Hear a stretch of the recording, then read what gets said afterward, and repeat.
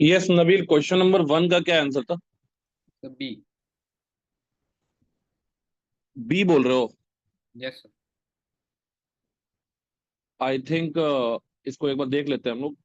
देखिए, 1 में क्या बोल रहा है कि आपका a definite amount of ideal gas undergoes a change in state in which heat exchange is equal to work done. Molar heat capacity of the gas क्या है वे पूछा है, तो क्यू डब्ल्यू के बराबर है। डेल्टा यू को क्या लिखते हैं हम लोग? क्यू प्लस डब्ल्यू लिखते हैं, तो इसको क्या लिख देंगे? इसको लिख देंगे 2 क्यू के बराबर। तो यानी कि डेल्टा यू को लिख देंगे n C v m delta T, और क्यू को लिख देंगे 2 into n into C v delta T. N delta T cut गया, एन डेल्टा टी कट गया, यहाँ सी एम होगा मोलर हीट कैपेसिटी। तो सीएम का वैल्यू क्या आ जाएगा? CV/2 आ जाएगा। ठीक है। और सीवी का वैल्यू हम लोग को पता है, R/γ-1 पुट कर सकते हैं, तो सीएम का वैल्यू आ जाएगा R/2 इंटू गामा-1। तो गामा-1, गामा का वैल्यू दे रखा है 1.5, तो 0.5 हो गया, यानी इसका वैल्यू R आएगा। क्या गलती कर दी है इसमें?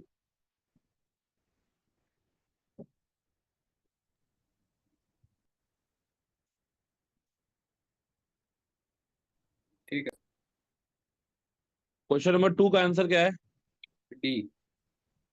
बॉम्बे। LED। दिल्ली, दिल्ली, हाँ ये लगता है कि सही है। इसमें क्या है कि दो इक्वल साइज बॉक्स रखा गया था, और दोनों सेम मटेरियल से है। एक कूल है, ठीक है, या और दूसरा हॉट बॉक्स है या हॉट मेटल का सरफेस है, दोनों को कनेक्ट कर दिया गया। ये मान लीजिए TC टेम्परेचर पे था, ये TH टेम्परेचर पे है। तो ये आपका कॉमन टेम्परेचर अटेन करेगा, दोनों एक टेम्परेचर पे जाएगा, दैट इज T। ये हीट इसका टेम्परेचर फाइनली क्या होगा? बढ़ेगा। इसका टेम्परेचर इंक्रीज होगा, और इसका टेम्परेचर क्या होगा? इसका टेम्परेचर डिक्रीज होगा। तो हम लोग लिख सकते हैं कि heat loss by hot body will be equal to heat gain by cool body। तो यहां से अगर हम लोग बात करें, तो हीट लॉस को हम लोग लिख सकते हैं N इंटू इसका हीट कैपेसिटी CM, टेम्परेचर हो जाएगा TH-TC, और ये आ जाएगा NCM T T होगा ये, T-TC हो जाएगा ये। तो यहाँ से T का वैल्यू निकल गया होगा TH+TC/2। ठीक है। और दोनों के लिए फिर तुमने एंट्रोपी निकाल लिया होगा, इसके लिए एंट्रोपी डेल्टा S1, इसके लिए एंट्रोपी डेल्टा S2। तो डेल्टा S1 का जो वैल्यू आएगा, that will be NCP ln final temperature T, और इनिशियल टेम्परेचर क्या है? TC। और डेल्टा S2 आएगा क्या? NCP ln आपका फाइनल टेम्परेचर T है, इनिशियल टेम्परेचर क्या है? TH है। तो दोनों को अगर आप ऐड करेंगे, तो delta S1 plus delta S2, ये आ जाएगा NCP ln T² / TC into TH। ठीक है, तो इसको अगर पुट करेंगे वैल्यू, तो NCP ln, और ये आ गया TC+TH का होल स्क्वायर, नीचे जाएगा 4, तो 4TC/TH आ जाएगा। ठीक है, तो ये आंसर आपका सही है, दैट इज डी। ठीक है, इसका आंसर आ जाएगा डी। क्वेश्चन नंबर 3 का क्या आंसर आ रहा है? तो बी। क्वेश्चन नंबर 3 का आंसर आप बोल रहे हैं बी आ रहा है। देखिए, यहाँ पे हम लोग से पूछा क्या है? अमाउंट एंड पाथ इंडिपेंडेंट, मतलब एक तो इंटेंसिव होना चाहिए, और दूसरा आपका स्टेट फंक्शन होना चाहिए। ठीक है। अब देखो, ये क्वेश्चन में अगर हम लोग बात करें, इंटरनल एनर्जी एक्सटेंसिव है, तो ये तो नहीं होगा। ठीक है। स्पेसिफिक इंथैल्पी, स्पेसिफिक इंथैल्पी मतलब 1 ग्राम के लिए इंथैल्पी चेंज क्या है? जैसे कंबशन का हम लोग 1 ग्राम का कंबशन निकालते हैं, तो कैलोरीफिक वैल्यू बोलते हैं। तो कैलोरीफिक वैल्यू भी क्या है? एक तरह से इंटेंसिव प्रॉपर्टी है। तो स्पेसिफिक इंथैल्पी की अगर हम लोग बात करेंगे, तो स्पेसिफिक इंथैल्पी इंटेंसिव भी है और स्टेट फंक्शन भी है, तो ये सही हो गया। Heat exchange at constant pressure, heat exchange at constant pressure को तुम क्या बोलते हो? इंथैल्पी बोलते हो। बट इंथैल्पी जो है एक्सटेंसिव प्रॉपर्टी है, स्टेट फंक्शन तो है, तो 3 भी नहीं होगा। मोलर हीट, जैसे ही मोलर वर्ड यूज कर दिया, तो अब ये क्या बन गया? इंटेंसिव बन गया। टेम्परेचर इंटेंसिव है और स्टेट फंक्शन है, ठीक है। वर्क तो खैर नहीं होगा, तो इसका आंसर होगा 2, 4 एंड 5। तो इसका आंसर आ जाएगा क्या? इसका आंसर आ जाएगा ए। क्लियर है बात? ठीक सर। चलिए आगे बताइए, क्वेश्चन नंबर 4 का क्या आंसर है? सी। 9,000 जूल ना। यस। हाँ सही आ रहा है, क्योंकि बोल रहा है रियल गैस को एडियाबेटिक प्रोसेस में हम लोग सब्जेक्ट किए हैं, और एक स्टेट है 3 बार से लेके इस पे जा रहे हैं, कांस्टेंट प्रेशर मेंटेन किए 4 बार, मतलब प्रोसेस आपका इरिवर्सिबल है। मैग्नीट्यूड ऑफ इंथैल्पी चेंज पूछ रहा है। तो एडियाबेटिक के केस में हम लोग को पता है कि एडियाबेटिक में क्या होता है, क्यू का वैल्यू 0 होता है, तो हम लोग डेल्टा यू का वैल्यू डब्ल्यू लिख सकते हैं। ठीक है, और डब्ल्यू क्या है यहाँ पे, P external into V2 minus V1 है। तो पी एक्सटर्नल बोल के रखा है 4, और वॉल्यूम का डिवीजन करें अगर हम लोग, तो 40 माइनस क्या है, 50 है। ठीक है, तो ये आ रहा है लगभग 40 बार और आपका लीटर। ठीक है, अब डेल्टा एच का वैल्यू तुम लोग को मालूम है, delta U plus delta of PV होता है। ठीक है, तो डेल्टा यू कितना हो गया, 40 हो गया, और डेल्टा ऑफ पीवी को क्या लिख सकते हैं हम लोग, P2 V2 minus P1 V1 लिख सकते हैं। ठीक है, तो ये आ जाएगा 40 प्लस आपका 200 माइनस 150। ठीक है, तो ये आपका आ गया लगभग लगभग 90 के आसपास, 90 बार, 90 बार लीटर, यानी कि 9,000 जूल के आसपास ये आ गया। ठीक है, तो तुम्हारा आंसर ये वाला बिल्कुल सही है, 4 का आंसर क्या आ जाएगा, सी आ जाएगा। क्वेश्चन नंबर 5 का आंसर बताइए। ए। क्या बोल रहे हो? ए। ए। यस। देखो यहाँ पे अगर हम लोग बात करें, बड़ा प्यारा क्वेश्चन है ये, और जनरली इसमें गलती हो जाती है। Pressure of 10 moles of an ideal gas change from 2 atm to 1 atm against constant external pressure without change in temperature. ठीक है, मतलब कि आइसोथर्मल प्रोसेस है और इरिवर्सिबल प्रोसेस है। सराउंडिंग का टेम्परेचर 300 केल्विन है, प्रेशर 1 atm है, ऑलवेज रिमेन्स कांस्टेंट। ठीक है, then calculate total entropy change for the given process. देखिए, एक चीज तो पहले दिमाग में बैठा लेना चाहिए आप लोग, कि जो डेल्टा सिस्टम का है ना, ये स्टेट फंक्शन है, it is a state function. अगर ये स्टेट फंक्शन है तो फर्क नहीं पड़ता है कि सिस्टम को आप किसी प्रोसेस में रिवर्सिबल ट्रांसफॉर्मेशन दो, या आप सिस्टम के लिए इरिवर्सिबल काम करो, दोनों में इंट्रोपी चेंज सिस्टम का बराबर आएगा, उसमें कोई दिक्कत नहीं है। बट सराउंडिंग ऐसा नहीं है। डेल्टा एस सराउंडिंग जो होता है, ये इरिवर्सिबल का कभी भी, डेल्टा एस सराउंडिंग रिवर्सिबल के बराबर नहीं हो सकता है। तुम लोग को पता है कि रिवर्सिबल के प्रोसेस में जब भी हम लोग बात करते हैं, तो डेल्टा एस टोटल जो होता है रिवर्सिबल में, क्या मानते हो, 0। इरिवर्सिबल प्रोसेस की बात करते हैं, जिसको आप स्पॉन्टेनियस प्रोसेस बोलते हैं, तो वहां डेल्टा एच टोटल को क्या बोलते हो तुम, इट इज ग्रेटर देन 0। तो अगर यहाँ पे 0 आ रहा है, तो यहाँ पे डेल्टा एस सिस्टम का वैल्यू जो है एकदम 100% delta S minus delta S of what है, सराउंडिंग। यहाँ पे लेकिन डेल्टा एस सिस्टम का जो मैग्नीट्यूड होता है, ये डेल्टा एस सराउंडिंग के मैग्नीट्यूड के बराबर नहीं होता है। तो पहला गलती तो यहाँ पे हम लोग को सिस्टम का तो निकल जाएगा, सिस्टम का तो कोई दिक्कत नहीं है। आइसोथर्मल में सिस्टम का क्या लिख दोगे तुम, NR ln P1/P2 लिख दोगे। तो n का वैल्यू कितना दे रखा है, n का वैल्यू दे रखा है आई थिंक 10, तो 10 × R का वैल्यू मान के बोला है 8 मानने, तो 8 मान लिए। P1/P2, तो हम लोग का 2 atm से 1 atm गए हैं, तो P1 कितना हो गया जी, 2 है ना, 2 से 1, हाँ। तो हाँ। ये आ जाएगा ln 2। तो 10 × 8, ln 2 का वैल्यू कितना दे रखा है हमारे पास, 0.7 दे रखा है, तो इसको 0.7 पुट किए, तो ये आ गया तुम्हारा 80 × कितना, 56 जूल पर केल्विन। बट ये सिस्टम के लिए निकाले हो तुम, this is for system not for total, यहाँ टोटल पूछा है, इसलिए तुमने जो आंसर दिया है ना वो सिस्टम का है, सराउंडिंग का अभी निकालना बाकी है। अब सराउंडिंग का जो ये सराउंडिंग का जब तुम निकालोगे ना, तो सराउंडिंग के लिए तुम क्या फॉर्मूला यूज करोगे, सिंपल, इट इज -Q/T। क्योंकि सिस्टम एक्सपेंड कर रहा है, तो वर्क डन सिस्टम के लिए नेगेटिव है, Q पॉजिटिव है, तो यानी कि सराउंडिंग से सिस्टम में क्या जा रहा है, हीट जा रहा है, तो सराउंडिंग के लिए क्या लिखोगे, -Q/T। और सराउंडिंग को कितना हीट देना पड़ रहा है, तो सराउंडिंग को जो हीट देना पड़ रहा है, वो देना पड़ रहा है आइसोथर्मल प्रोसेस में, क्या होगा, डेल्टा यू तो तुम 0 लिखोगे, तो क्यू का वैल्यू तुम क्या लिखोगे, क्यू का वैल्यू तुम लिखोगे it is equal to what, कितना क्यू लिखोगे यहाँ पे, टेम्परेचर तो सिस्टम सराउंडिंग का बोल रहा है 300 है, सराउंडिंग का टेम्परेचर तो 300 है, व्हाट इज क्यू देन, बताओ जल्दी। क्यू को क्या लिखोगे? क्यू को सर फर्स्ट लॉ से ही लिखेंगे। हाँ तो फर्स्ट लॉ से कितना आएगा? You minus W. वैल्यू कितना आ रहा है?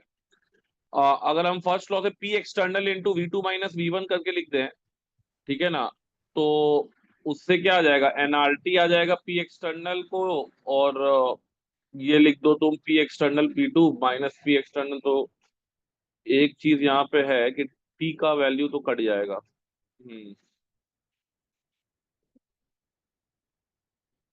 क्योंकि क्यू का वैल्यू हमको निकालना पड़ेगा। क्यू प्लस डब्ल्यू का वैल्यू क्या है? 0 है, तो क्यू का वैल्यू माइनस डब्ल्यू हो गया।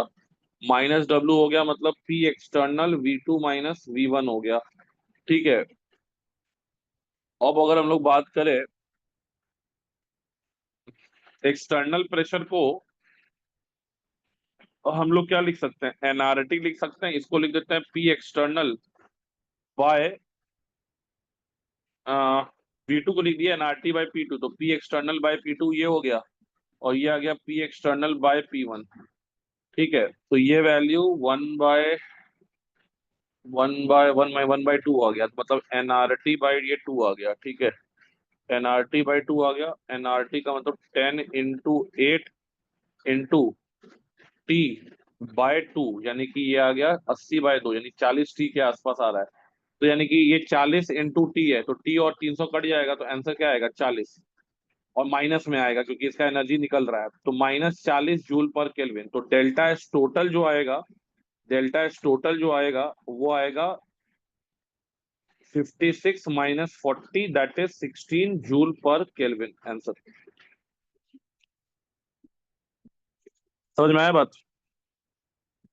यस। इसका आंसर आ जाएगा सी। चलिए question number 6, I think it is, क्या आंसर आ रहा है आपका 6 का? सी। A system contains 1 mole of monoatomic gas. Now 1 mole of diatomic gas जो कि नॉन रिएक्टिंग है, ऐड किया गया है constant volume and temperature, but due to the addition of diatomic gas choose the incorrect statement. Incorrect statement हमको बोला है। Enthalpy increase करेगा, बिल्कुल, क्योंकि एक्सटेंसिव प्रॉपर्टी है। एडियाबेटिक कोएफिशिएंट डिक्रीज करेगा। एडियाबेटिक मिक्सचर का क्या लिखते हो? What is the formula?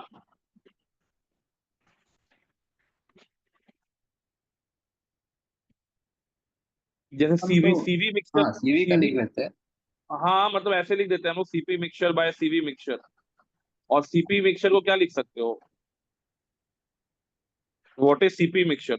N1 CP1 plus N2 CP2 हाँ, by N one C P one plus N two C P two divided by, N1 plus N2। हाँ very good. तो ये करके निकल जाएगा, तो यहां से जब निकालोगे तो ये डिक्रीज करेगा, सही बात है। यस। ये डिक्रीज, ये तो इंक्रीज करेगा, ये डिक्रीज करेगा। इंटरनल एनर्जी सिस्टम का कांस्टेंट रहेगा। इंटरनल एनर्जी भी एक्सटेंसिव प्रॉपर्टी है, तो ये भी आपका अगर आप देखोगे तो ये आपका चेंज करेगा। ठीक है, तो ये सी तो इनकरेक्ट है। Pressure of the system will increase, pressure gas को डाल रहे हो तो प्रेशर तो बढ़ेगा ही, तो इसका आंसर आपका सही है, दैट इज सी। चलिए आगे बढ़ते हैं। क्वेश्चन नंबर 7 का क्या आंसर आ रहा है? सी। 162 किलो जूल पर मोल। तो अगर हम 7 की बात करें तो यहाँ पे अगर हम लोग देखें तो 7 बोल रहे हैं, 9 9 है ना जी? हाँ 9 है हाँ नंबरिंग। नंबरिंग में। हाँ, तो N2 + O2 जो है ये NO बना रहा है। तो यहाँ पे तो वही इक्वेशन यूज करोगे कि delta G is equal to delta G not plus क्या है, RT ln Q। तो सबसे पहले डेल्टा जी नॉट निकालेंगे हम लोग, और डेल्टा जी नॉट का वैल्यू जो होता है वो हम लोग को पता है कि it is equal to delta H0 minus T delta S0। और delta H0 from the reaction formation of product minus formation of reactant से निकल जाएगा। तो दैट इज रिएक्टेंट तो स्टैंडर्ड स्टेट में है, तो डायरेक्ट इसको लिखेंगे delta H0 F of what, NO। तो ये आ जाएगा 90.5 into two, that is around 181। और डेल्टा S0 रिएक्शन का निकालना है हमको, तो that is 2 into delta S0 F of NO। तो ये निकल जाएगा 12.5 into two, that is equal to 25। अब हमको Q का वैल्यू निकाल लेना है, तो Q का वैल्यू आ जाएगा PNO का square divided by PN2 into PO2। ठीक है, तो यहां से ये वैल्यू जब तुम पुट करोगे सारा वैल्यू, तो 10⁻⁻6, 10⁻⁻1, 10⁻⁻3, दैट इज इक्वल टू 10⁻⁻2। तो अब डेल्टा जी का जो वैल्यू आएगा that is 90.5 into to minus RT हो गया, यानी कि 300 टेम्परेचर हो गया। और हमारे पास पहले तो delta H minus T delta H, तो डेल्टा एच ये हो गया, और टी डेल्टा एच हो गया this into 12.5 into two, but ये किलो जूल में कन्वर्ट करने के लिए 1000 से डिवाइड कर दो, plus 2.303 R into 300 into log 10⁻⁻2, divide कर दीजिएगा इसको 1000 से। तो इसको सॉल्व करेंगे तो आंसर सही दिया हुआ है 162 ही आएगा, तो आपका आंसर ये वाला सही है, that is C answer will be there. Question number 10 का आंसर क्या है? तो सी। अब देखो यहाँ पे, entropy of the system always increases in a spontaneous process. ठीक है, मुझे एक बात बताओ कि ये स्टेटमेंट जो है 10 का, इसमें हम लोग से पूछा है कि always increases in a spontaneous process. अच्छा, आप बोल रहे हैं only statement 3 is correct, only statement 3 is correct. Statement 3 क्या है? Carbon monoxide will have residual entropy at 0 Kelvin. ये तो सही बात है, क्योंकि कार्बन मोनोऑक्साइड जो है इसको परफेक्टली क्रिस्टलाइन नहीं मान सकते हम लोग, it is not a perfect crystal या परफेक्ट क्रिस्टलाइन सब्सटेंस नहीं है, तो इस पे third law of thermodynamics valid नहीं है। तो इस हिसाब से देखा जाए तो इसका रेसिडुअल एंट्रोपी रहेगा due to the impurities present in it. तो ये स्टेटमेंट तो सही है, स्टेटमेंट 3 इज करेक्ट। ठीक है, statement 3 is correct, only statement 3 is correct, बस ये चेक करना है, ये तो करेक्ट है। वैसे स्टेटमेंट 2 क्या बोला है? एडियाबेटिक प्रोसेस वेदर रिवर्सिबल और irreversible will not cause any change in entropy of the surrounding. Statement statement 2 भी तो करेक्ट है जी। मुझे एक बात बताओ, अगर एडियाबेटिक प्रोसेस तुम लेते हो, तो एडियाबेटिक प्रोसेस में रिवर्सिबल अगर है, तो रिवर्सिबल में तो डेल्टा एस टोटल जीरो है। तो रिवर्सिबल में डेल्टा तो एस जीरो है टोटल सर, जीरो है, तो डेल्टा इरिवर्सिबल एस में। सिस्टम भी जीरो है और डेल्टा एस सराउंडिंग भी जीरो है। ठीक है, रिवर्सिबल में तो ये सब जीरो है। हाँ अब सर। मुझे बताओ कि जब इरिवर्सिबल तुम देख रहे हो, तो इरिवर्सिबल में डेल्टा एस सराउंडिंग जो होता है और डेल्टा एस सिस्टम पे क्या कमेंट करोगे? सिस्टम अगर मान लो इरिवर्सिबली एक्सपेंड कर रहा है या कंप्रेस कर रहा है, तो सिस्टम का तो कभी भी नॉट इक्वल टू जीरो होगा, और ये हमेशा ग्रेटर देन जीरो होगा। सराउंडिंग हमेशा जीरो रहेगा, क्योंकि सिस्टम और सराउंडिंग के बीच में कोई भी हीट एक्सचेंज हो नहीं रहा है। क्योंकि हमको delta S system greater than zero रखना क्यों पड़ा है? क्योंकि हमको सेकंड लॉ ऑफ थर्मोडायनेमिक्स बोल रहा है कि total entropy greater than zero आना चाहिए, क्योंकि प्रोसेस आप क्या मान के चल रहे हैं? स्पॉन्टेनियस मान के चल रहे हैं या इरिवर्सिबल मान के चल रहे हैं? समझ में आ रहा है बात? यस। तो सराउंडिंग का चाहे रिवर्सिबल हो चाहे इरिवर्सिबल हो, सराउंडिंग हमेशा जीरो रहेगा, सिस्टम जीरो नहीं रहेगा। रिवर्सिबल में सिस्टम जीरो रहेगा, तो ये स्टेटमेंट भी करेक्ट है। और सिस्टम का एंट्रोपी ऑलवेज इंक्रीज करेगा इन ए स्पॉन्टेनियस प्रोसेस, तो again it is a wrong notion. ठीक है, कि सिस्टम का एंट्रोपी नहीं बढ़ता है स्पॉन्टेनियस प्रोसेस में। स्पॉन्टेनियस प्रोसेस में क्या बढ़ता है जी? Delta G. Delta S universe या delta S total always increases, है कि नहीं जी? यस। तो वेरी गुड, तो ये स्टेटमेंट 1 जो है, ओनली स्टेटमेंट 1 इज इनकरेक्ट, तो ये आपका इनकरेक्ट स्टेटमेंट है। ठीक है, तो इसलिए इसका करेक्ट आंसर हो जाएगा बी।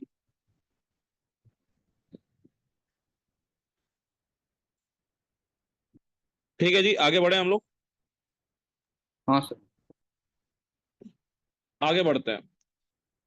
ये तो आसान है, क्वेश्चन नंबर 11 क्या आंसर आ रहा सी। है? क्या बोला है? स्पॉन्टेनियस कहाँ कहाँ पे एंट्रोपी इंक्रीज कर रहा है?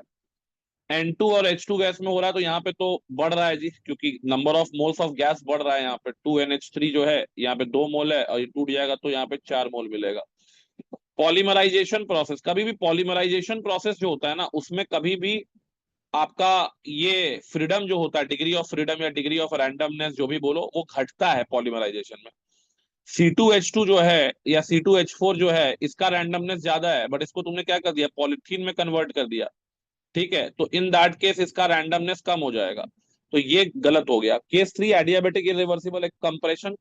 एडियाबेटिक इरिवर्सिबल कंप्रेशन हो चाहे एक्सपेंशन हो, इसका एंट्रोपी बढ़ेगा ही, क्योंकि प्रोसेस स्पॉन्टेनियस है, डेल्टा सराउंडिंग जीरो है। तो ये वाला सही है। Condensation of H2O, vapour to liquid, गलत। गैस से लिक्विड जा रहा है। Isothermal free expansion of ideal gas, isothermal free expansion, expansion कर रहे हैं तो ठीक है, यहाँ पे भी आपका आइडियल गैस है, तो यहाँ पे आपका बढ़ेगा। तो आंसर हो जाएगा 1, 3 एंड 5, यानी correct answer will be B. समझ में आया बात?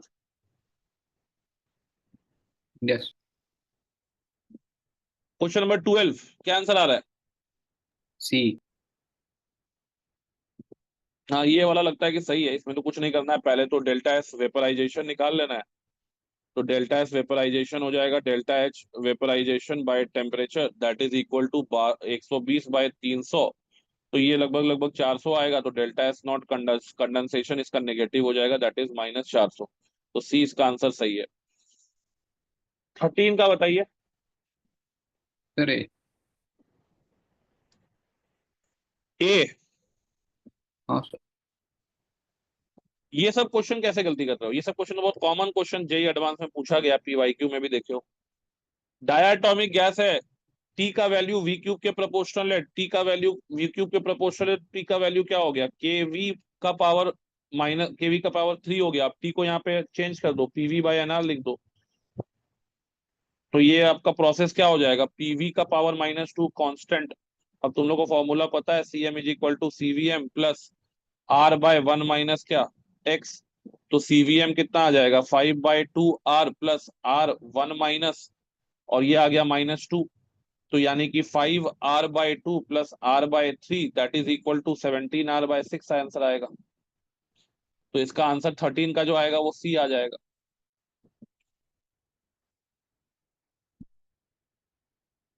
क्लियर है? यस। कैसे गलती कर दी है इसमें? सब क्वेश्चन गलती नहीं करना है जी, ये सब तो छोटा मोटा गलती को ये कराना है। चलो आगे बढ़ते हैं हम लोग। 14, सर 14 तो का आंसर बताओ। फिजिक्स में आया हम किए सही, पता नहीं कैसे गलत हुई। चलो 14 का आंसर बताओ। 14 का 20। बॉम्बे। यस। देखो ये भी क्वेश्चन में फंस गया तो। Adiabatic free expansion of any substance, any substance जब भी बोला ना, तो यहाँ पे सब कुछ आ गया, रियल गैस, आइडियल गैस, ठीक है, लिक्विड, सॉलिड, ठीक है, सब कुछ आ गया। Will not cause any change in temperature of the substance. Adiabatic free expansion जो होता है, उसमें आपका जो भी ये बात लिखा है, it is only true for ideal gas. It is only true for, it is only true for ideal gas, क्योंकि आइडियल गैस के लिए, for ideal gas, internal energy is a function of what, temperature only. But for real gas, solids, liquids, internal energy is a function of what, pressure, volume, temperature.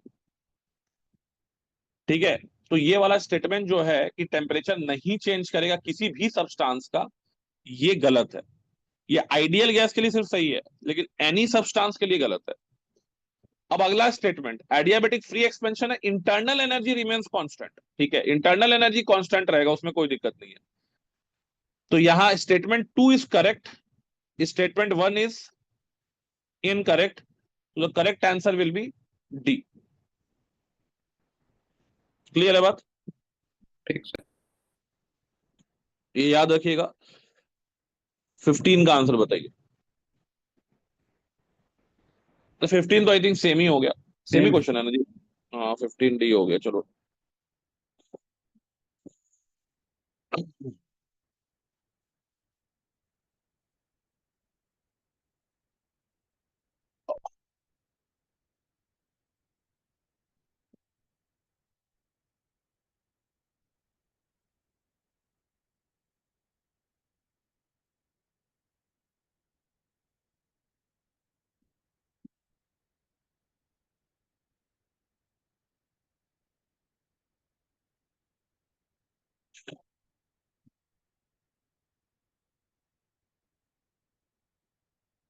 चलो बेटा पहला का answer बताओ।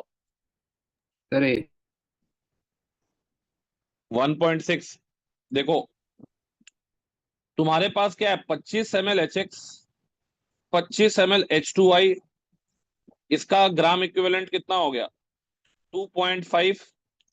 इसका gram equivalent कितना हो गया, N factor 2 है, 2.5 × 2।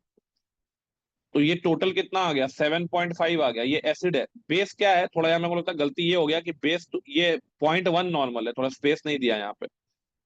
आई थिंक यहीं पे तुम गलती कर दिए हो। ये 0.1 normal ZOH whole twice base है।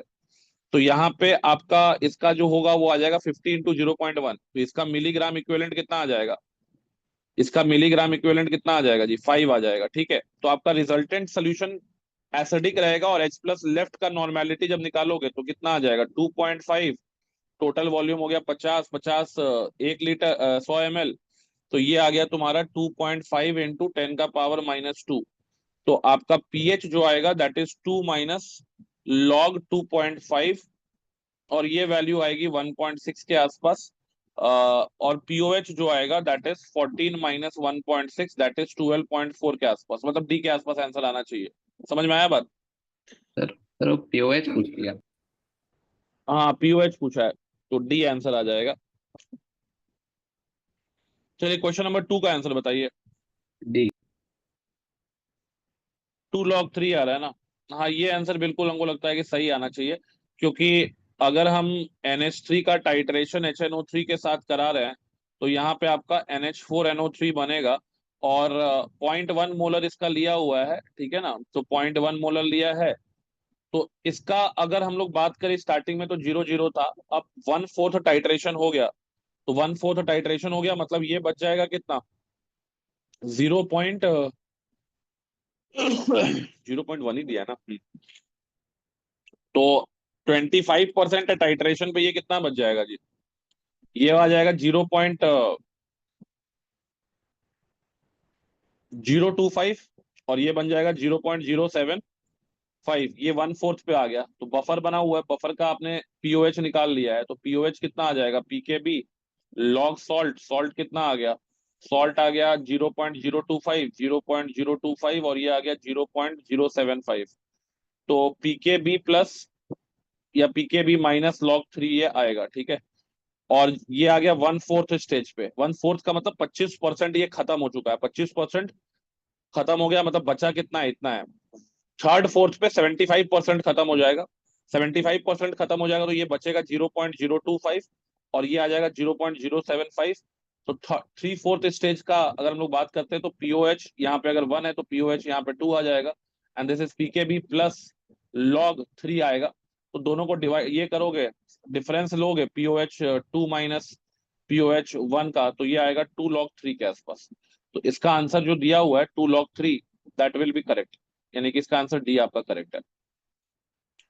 3 भी करेक्ट ही होगा। 3 का क्या आंसर आएगा, डी। दिल्ली आएगा। क्योंकि ये सॉल्ट जो है एम्फी प्रोटिक एनायन का सॉल्ट है। और यहाँ पे फॉर्मूला होता है PK1 + PK2/2। तो यहाँ पे हमसे पीएच तो वैसे पूछा नहीं है निकालने एग्जैक्टली exactly, बट इसके में पीएच का फॉर्मूला यही लगेगा। और चूंकि स्ट्रॉन्ग बेस का सॉल्ट है तो पीएच >7 आएगा, तो डी आएगा इसका। पीएच का फॉर्मूला यही लगेगा। समझ में आ रहा है ये वाला बात। यस। ये वाला देखो, ये लोग इसमें क्या करते हैं ना, पीएच निकालने पूछा नहीं है, लोग इसको मान लेते हैं क्या, salt of weak acid and what strong base. और इसमें फॉर्मूला क्या लगा देते हैं, 7+½ PKA+log C। ये नहीं लगेगा यहाँ पे, क्योंकि यहाँ पे एनायन नॉर्मल नहीं है, एनायन इज एम्फीप्रोटिक एनायन। ठीक है, ये H+ दे भी सकता है और H+ पानी से ले भी सकता है। तो amphiprotic it is a amphiprotic anion, ये ध्यान रखना है। तो इसके लिए फॉर्मूला जो डिराइव करके निकलता है, H+ का जो कॉन्सेंट्रेशन यहाँ पे आपका आता है दैट इज K1 × K2। और यानी पीएच का फॉर्मूला जो निकलता है दैट इज PK1 + PK2/2। ये ध्यान रखिएगा। क्लियर है बात। हाँ। तो हमको तो पीएच निकालने पूछा नहीं था, अगर पूछता तो ध्यान रखना कभी भी इस Na+ को हम लोग क्या बोल रहे हैं, it is basically weak conjugate cation. Weak conjugate cation है। तो ये फॉर्मूला तब लगाना, ये फॉर्मूला तब लगाना व्हेन सॉल्ट इज ऑफ क्या जी, weak conjugate cation, weak conjugate cation and क्या जी, एम्फीप्रोटिक, एम्फीप्रोटिक एनायन। समझ में आ रहा है बात? ठीक है। इसके बाद आगे आओ, क्वेश्चन नंबर 4 का क्या आंसर है? बी। 4 का बी आ रहा है ना? हाँ, इसमें अच्छा क्वेश्चन है ये भी। डिग्री ऑफ हाइड्रोलिसिस दिया है .1 के लिए 0.01, और H प्लस कॉन्सेंट्रेशन पूछा है .4 सोल्यूशन के लिए। तो लोग इसमें क्या करते हैं, सेम डिग्री ऑफ हाइड्रोलिसिस दोनों जगह यूज कर लेते हैं, वहीं पे गलती हो जाता है। अगर कंसंट्रेशन चेंज कर रहा है तो डिग्री ऑफ हाइड्रोलिसिस भी चेंज करेगा।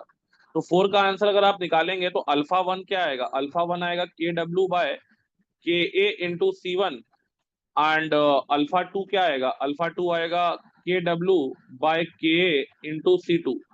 तो अगर हम लोग alpha one by alpha two का रेशियो देखेंगे तो ये C2/C1 आएगा। और यहाँ पे अल्फा वन का वैल्यू दिया हुआ है 0.01 और अल्फा टू का वैल्यू नहीं दिया हुआ है। C2 हो गया आपका 0.4/0.1, ये आ गया 2। मतलब अल्फा वन का जो वैल्यू आ रहा है, अल्फा वन का जो वैल्यू आ रहा है ये आ रहा है 0.005, अल्फा टू का वैल्यू 0.005। ठीक है। अब ओ एच माइनस जो होगा उसका कॉन्सेंट्रेशन तो हमको मालूम ही है, वो आ जाएगा C अल्फा टू। तो C अल्फा टू या CH2 आएगा तो ये आएगा 0.4 इंटू 0.005। तो this is equal to 2 into 10⁻⁻3। तो यहां से अगर आप पीओएच निकालेंगे तो 3 - log 2 आएगा। ठीक है। और हम लोग से वैसे H प्लस का कॉन्सेंट्रेशन पूछा है, तो क्यों निकालना पीओएच, H प्लस क्या हो जाएगा KW/ओ एच माइनस, तो दैट इज 10⁻⁻14 बाय 2⁻10⁻⁻3। तो ये आपका आ जाएगा लगभग लगभग 5 इंटू 10⁻12। तो 5 इंटू 10⁻12 जो दिया हुआ है, वो दिया है आंसर बी में। ठीक है। तो 4 का आंसर जो आपने दिया है बी वो करेक्ट है। चलिए ठीक है, आगे बढ़ते हैं।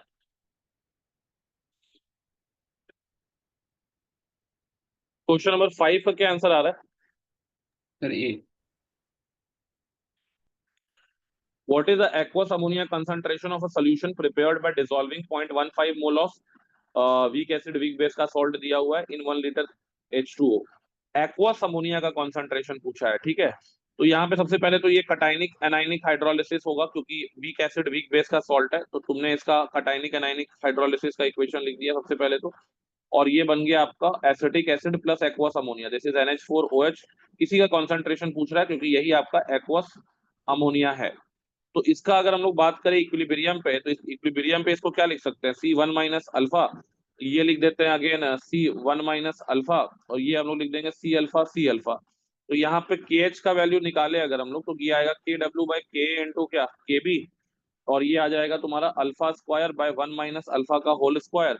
तो यहाँ पे अल्फा बाय 1 - अल्फा निकालेंगे अगर, ठीक है, तो ये आ जाएगा इसका square root KW/K into KB। और ये वैल्यू आएगा लगभग लगभग 10⁻⁻14, और ये आ गया 1.8 इंटू 10⁻⁻5 का स्क्वायर।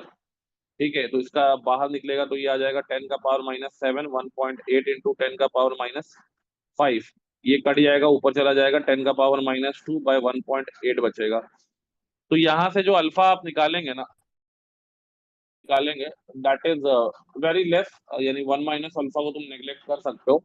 इसको जब तुम इक्वेट करोगे किससे, अल्फा बाय 1 - अल्फा से, तो अल्फा का जो वैल्यू आएगा वो डायरेक्ट आप पकड़ लो 10⁻2 और डिवाइडेड बाय 1.8 आ जाएगा। तो दैट इज इक्वल टू 0.0055। और हम लोग से कॉन्सेंट्रेशन पूछा है किसका, एक्वस अमोनिया का। तो एक्वस अमोनिया का कॉन्सेंट्रेशन हम लोग को मालूम है, दैट इज C अल्फा।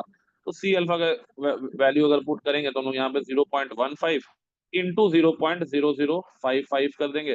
तो ये आ जाएगा 8.3 इंटू 10⁻⁻4। ठीक है। तो दिया है ऑप्शन में, तो इसका आंसर आ जाएगा क्या, ए। क्वेश्चन नंबर 6 का क्या आंसर आ रहा है?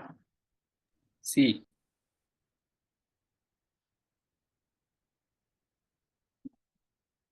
गलत है।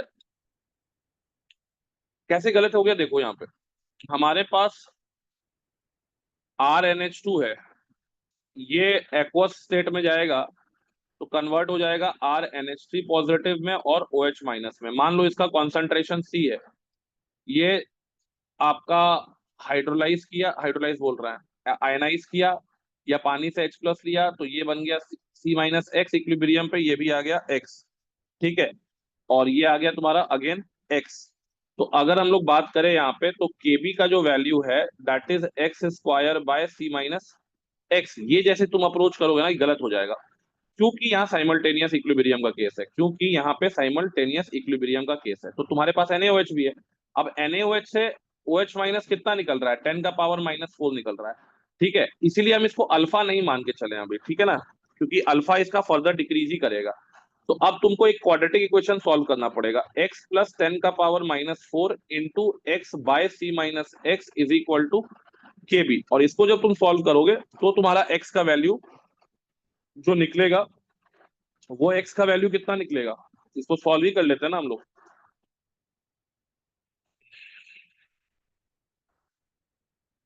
C-X के सामने ये तो इधर आ गया, तो इसको ऐसे ही लिख दो, X⁻⁻10⁻⁴ X आ गया और KB इंटू C आ गया ये। तो X² + 10⁻⁴ minus KB into C।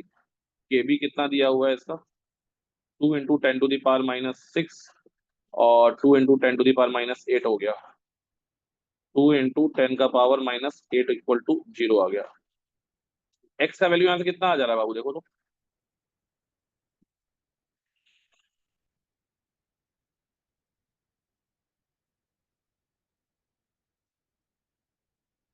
तो 2 × 10⁻⁻10 होगा। 10 होगा, कैसे? -4 ये है। तो C इसका तो 10⁻⁻2 दिया है ना, तो KB इंटू C तो 2 × 10⁻⁸ ना होगा।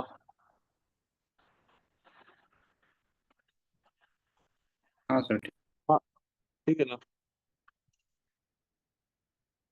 तो X का वैल्यू यहाँ से आई थिंक निकल जाएगा, 10⁻⁻4 ही आएगा ना। मोटा। यही आएगा। तो इन दैट केस,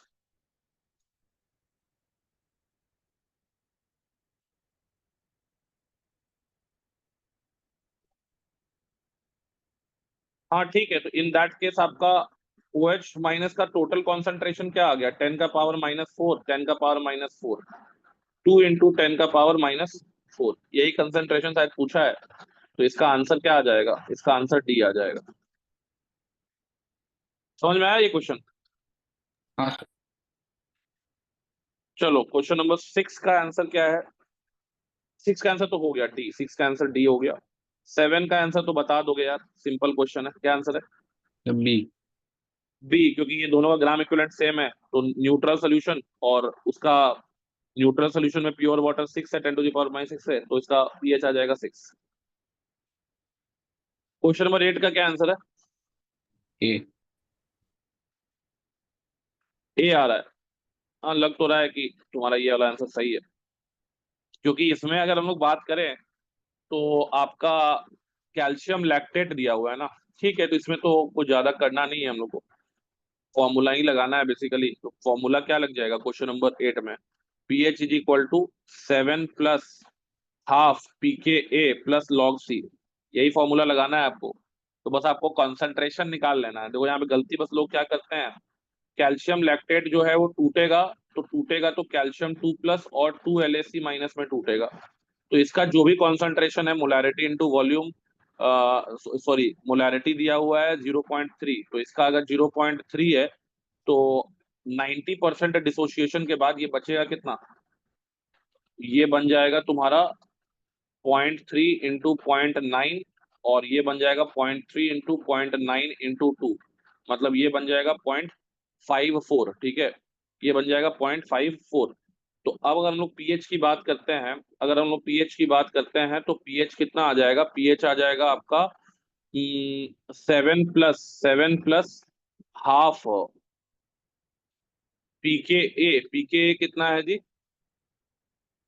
निकालना है हम लोग को पीके। ठीक है, लॉग सी आ जाएगा भाई, लॉग 0.54। तो इसको सॉल्व करिएगा तो यहाँ से पीके का जो वैल्यू निकलेगा वो निकलेगा 2.8 माइनस लॉग 0.54। तो सही है ये वाला आंसर। 8 का आंसर आपका सही है।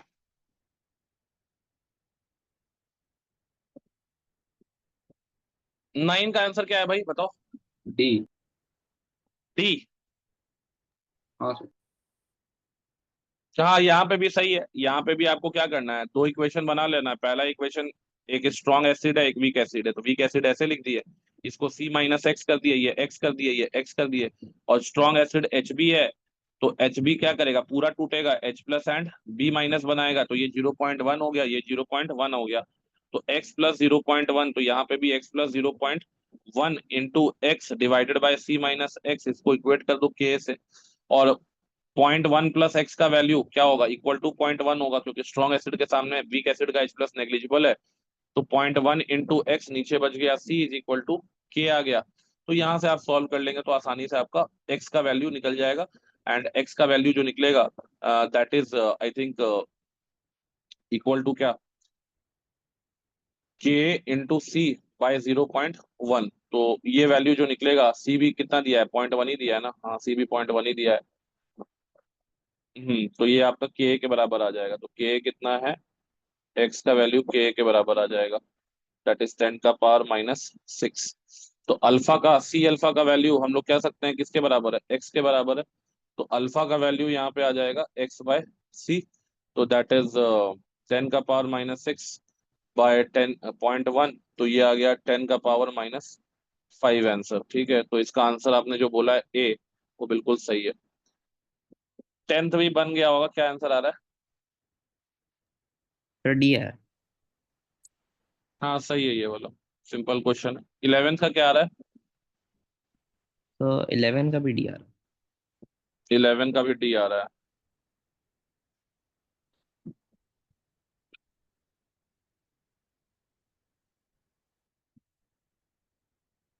हाँ सही है, इसमें भी आपको बेसिकली कुछ नहीं करना, सिंपल क्वेश्चन है। ठीक है, चलो। 11 12 का क्या आंसर आ रहा है। ए। हाँ, ये साइमल्टेनियस इक्विलिब्रियम वाला केस है ना। ठीक है, इसका आंसर ए आएगा। चलो, 13 का क्या आ रहा है। ए। 13 का ए आ रहा है। 13 का आंसर ए आ रहा है, गलत आ रहा है 13 का answer. Which of the following expression regarding percentage ionization of monobasic acid in aqueous solution at appreciable concentration is not correct? हम्म, एक मिनट, H प्लस।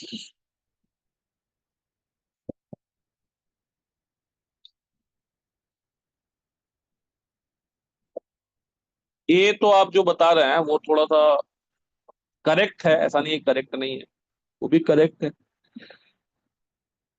उसमें 5% से कम आएगा। इसमें तो ये वैलिड कब है, जब अल्फा का वैल्यू क्या है, <<5% है ना जी, ये तो सही है। Yes sir.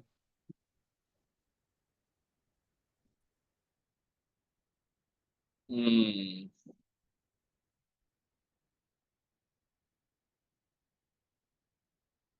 बताओ इसका कैसे होगा। सोचो थोड़ा, पहला वाला तुम्हारा गलत हो जाएगा, मतलब पहला वाला तो सही है।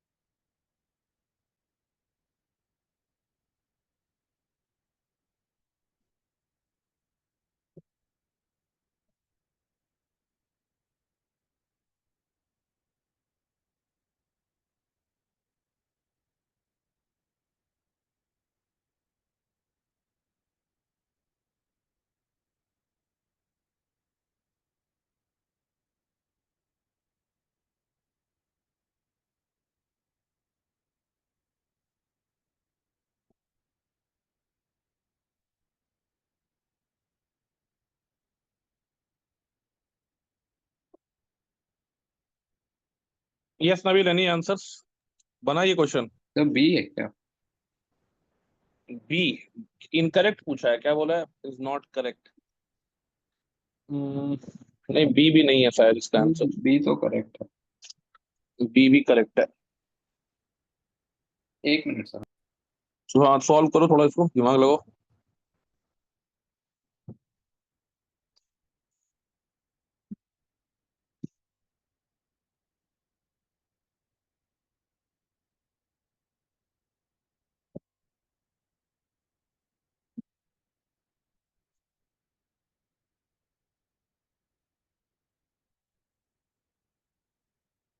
सर जो लास्ट ऑप्शन है उसमें 1+10 लिखा है।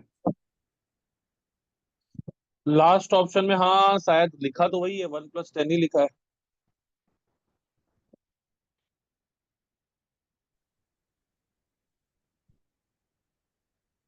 सी होगा। क्या? बी? सी। सी आ रहा है ना आंसर? हाँ, सी आंसर दिया हुआ है वैसे इसका, 13 का। क्योंकि एक तो सिंपल तरीके से निकालेंगे तब तो आ जाएगा। एक इसे कैसे सॉल्व किए हो? सर एच प्लस को सी अल्फा लिखे और के को लेके C alpha square by 1 - alpha put कर देगा एक्सप्रेशन में, तो 1 - अल्फा का परसेंटेज है वो। भेजना तो थोड़ा सॉल्यूशन भेजो तो।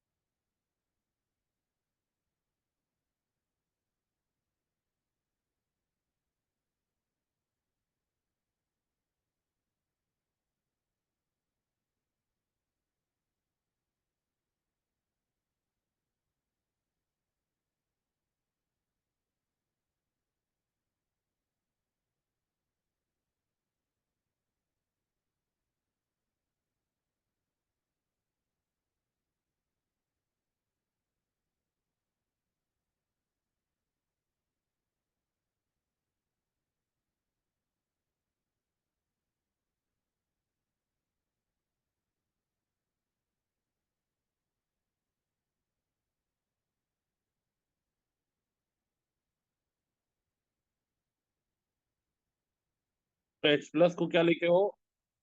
C alpha. और सर तो के हो गया तुम्हारा C alpha square by 1 - alpha.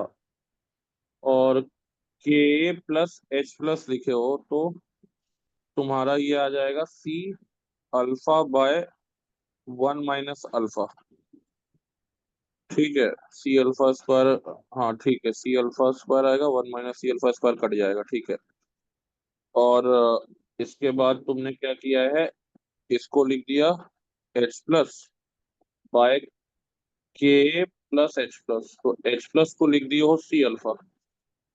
और इसका वैल्यू आ गया सी अल्फा बाय 1 - अल्फा। तो ये दोनों कट गया, तो ये आएगा 1 - अल्फा के बराबर। तो ये वाला जो इक्वेशन है, ये एक्चुअली किसका एक्सप्रेशन है? 1 - percentage of alpha. Non ionization. हाँ, क्या बोल रहे हो? मतलब परसेंटेज ऑफ नॉन आयनाइजेशन का एक्सप्रेशन है। हाँ हाँ, नॉन आयनाइज्ड का ये है, तो ये आंसर सी आ जाएगा इनकरेक्ट में। ठीक है, 14 का कितना आंसर है?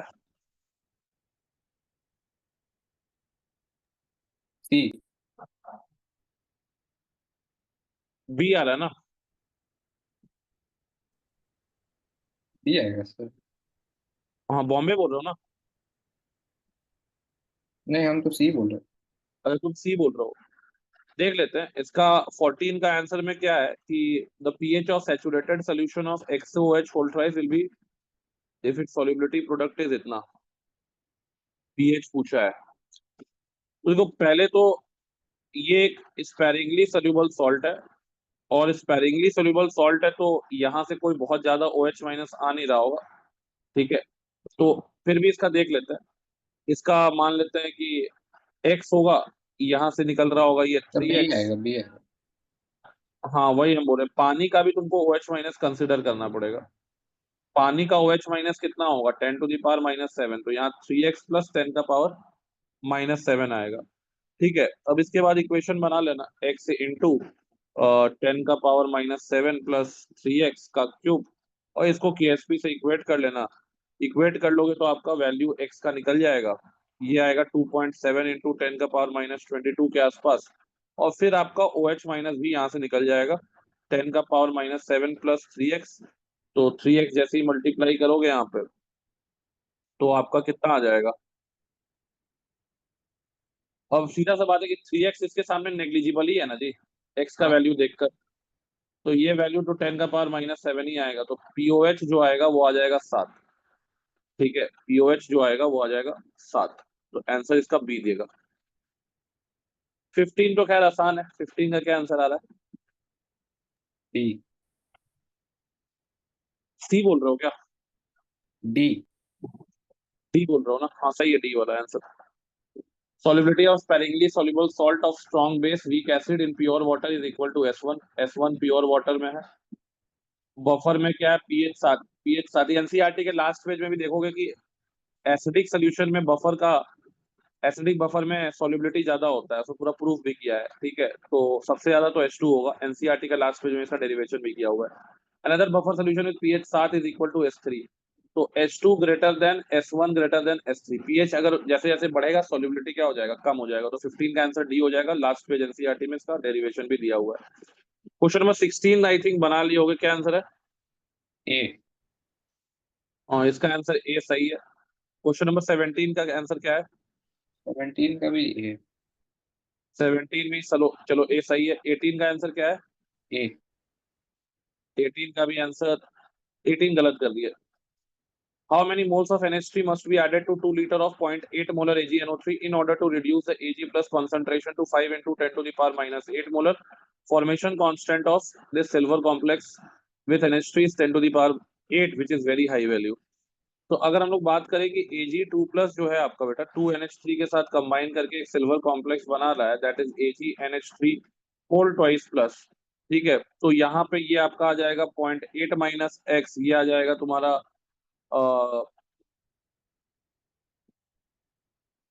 मान लेते हैं इसका मोल्स जेड है, तो जेड माइनस क्या आ जाएगा 2x, और ये बन जाएगा तुम्हारा कितना, ये बन जाएगा तुम्हारा x। ठीक है, तो अब अगर हम लोग बात करें कि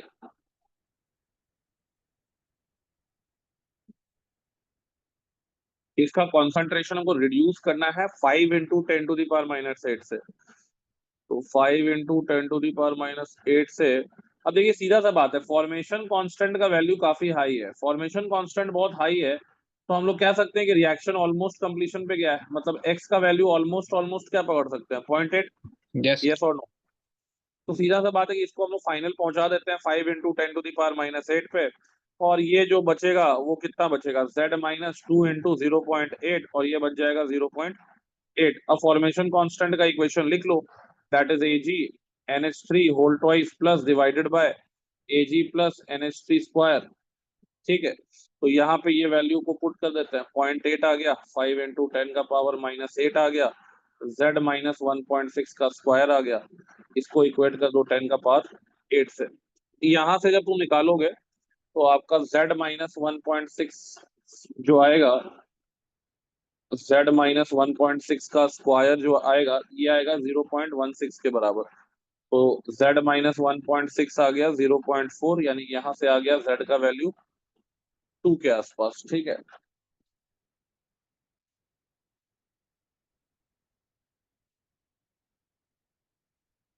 Z का वैल्यू कितना आ गया, 2 के आसपास आ गया। तो इनिशियल कॉन्सेंट्रेशन आपका कितना हो जाएगा, N/V, तो दैट इज 2, और वॉल्यूम दे रखा है 2 लीटर, तो आपका N का वैल्यू कितना आ जाएगा, 4। N का वैल्यू आ गया 4, यानी कि आंसर आ जाएगा डी। समझ में आया ये क्वेश्चन? सर लग रहा है कहीं छूट गया, कहीं कैलकुलेशन में। हाँ, कुछ छोड़ दिए होगे। 19 तो हो गया होगा। 19 में क्या आंसर आ रहा सर ए। है? ए। हाँ। ग्राम पर मोल में दिया है जी ये।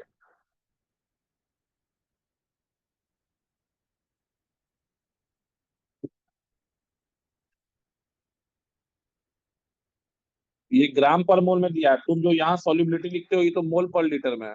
तुम जो लिखते हो कि SP is equal to 3s का होल क्यूब 2s का whole square is equal to 108 s का पावर 5, तो ये सॉल्युबिलिटी जो यहाँ से तुम निकालोगे ना, ये तो तुम्हारा मोल पर लीटर में है।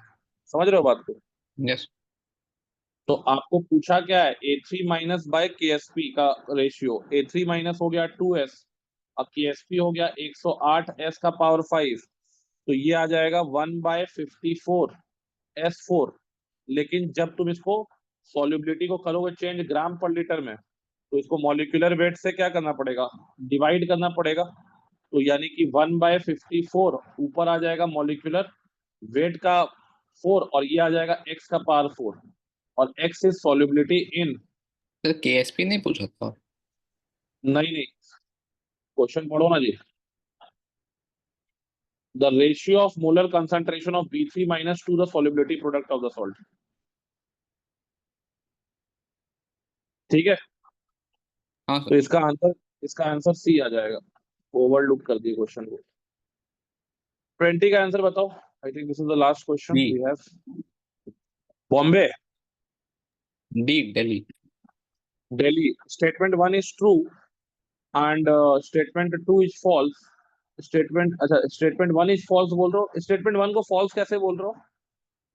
बफर है। बफर है इसलिए आपने इसको फॉल्स बोल दिया। डाइल्यूशन, एक बात बताओ, बफर है तो ऐसा थोड़ी जो है कि बफर में हम, मेरे पास बफर है, हम उसमें 1 बाल्टी पानी डाल दिए, 1 bucket of water is put into it, तो भैया 1 बकेट वाटर अगर तुम उसमें डाल रहे हो तो उसका पीएच तो 7 आ जाएगा, कैसा भी बफर हो। नहीं सर, थोड़ा सा चेंज तो रजिस्ट करेगा। नहीं बहुत नहीं ज्यादा नहीं, डाल वो देंगे तब बफर तो का खत्म। मतलब क्या है, बफर का मतलब है resist the change in pH on small addition of strong acid and strong base. उसमें 1 बाल्टी पानी डाल दोगे तो बफर रहेगा जी। नहीं सर बफर वो तो। कब तक है, बफर वो तब तक होता है जब तक उसका कॉन्जुगेट बेस और जो आपका वीक एसिड है इसका कॉन्सेंट्रेशन का लिमिट है ना 1/10 से लेके 10 तक, यही ना बफर रेंज है। तो लिखा नहीं है कि कितना डाल रहे हैं। नहीं नहीं, डेटा में तो नहीं लिखा है, लेकिन एक बात हम तुमसे पूछ रहे हैं कि बफर का काम तो ये है कि वो स्ट्रॉन्ग, डाइल्यूशन बोला है तो डाइल्यूशन तो हम किसी भी एक्सटेंट पे कर सकते हैं। तुम कैसे मान ली कि हम स्लाइड डाइल्यूशन किए हैं, हम उसमें 1 बाल्टी पानी डाल दिए, खत्म हो गया, पीएच 7 हो गया। कहने का मतलब ये है कि ये गलत तो है, लेकिन पीएच बफर का जो रहता है ना, ब्लड ही का पीएच क्या है जी, 7.2 7.3 के आसपास होता है। तो ब्लड का पीएच क्या है, ब्लड में पानी मिलाओगे तो फाइनली उसका पीएच भी तो 7 आएगा। हाँ सर। तो बढ़ भी सकता है घट भी सकता है, बफर में पीएच डाइल्यूशन के बाद बढ़ भी सकता है घट भी सकता है। ठीक है, और ये एसिडिक बफर और बेसिक बफर दोनों के लिए सही है कि the pH of any acidic basic और बेसिक बफर सोल्यूशन में इंक्रीज और डिक्रीज अपॉन डाइल्यूशन। ठीक है, pH of any acidic solution always increases और इंक्रीज, ये सही है। ठीक है ना, स्टेटमेंट 2 जो है ये सही है, तो इसमें कोई दिक्कत नहीं है। तो डी आंसर आपका सही है, पर ध्यान में रखना कि बफर का पीएच डाइल्यूशन बहुत कम एक लेवल पे किए तब तो नहीं करेगा, ठीक है, स्मॉल अमाउंट पे होता है। लेकिन जब बहुत ज्यादा डाइल्यूशन करेंगे तो चेंज करेगा, ये 7 पे जाएगा पीएच। चलो ठीक है, ये वाला क्वेश्चन आई थिंक हो गया। सर वो एडवांस का पेपर एक बजे। दूसरा पेपर भी भेजे थे, उसका सोल्यूशन तुमको भेज देते हैं पहले।